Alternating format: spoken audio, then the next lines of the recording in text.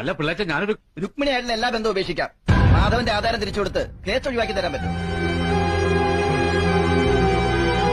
അങ്ങനെയാണെങ്കിൽ മാധവൻ തയ്യാറാണ്.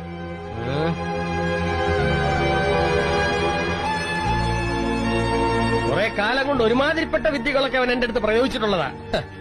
സത്യമായിട്ട് പറഞ്ഞ് അവളെ ബോധ്യപ്പെടുത്താൻ പറ്റുമോ? നീ വാടി, എങ്കിൽ പറയേ. ആ ശാന്തമേ, വന്ന് കേക്ക്.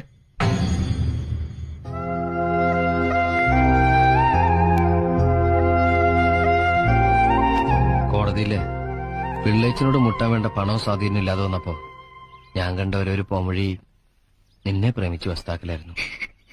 അതൊക്കെ സുഗുണനെ നമ്പൂരിച്ചനൊക്കെ അറിയാവുന്നതാണ്.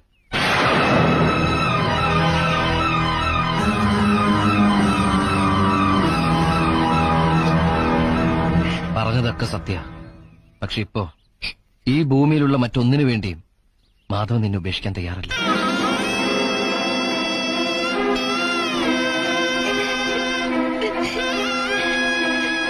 ഇരുപത് കൊല്ലം നോക്കി വളർത്തിയിട്ടും ഈ മനസ്സൊന്ന് കാണാൻ നിങ്ങൾക്ക് പറ്റില്ലോ പിള്ളേച്ച. മാലതിയുടെ കല്യാണമല്ലേ, അതെങ്ങനെയാ നടത്തേണ്ടതെന്ന് എനിക്കറിയാം. പിള്ളേച്ചനെ കൊണ്ടാവുന്നൊക്കെ പിള്ളേച്ചനോട് ചെയ്യും.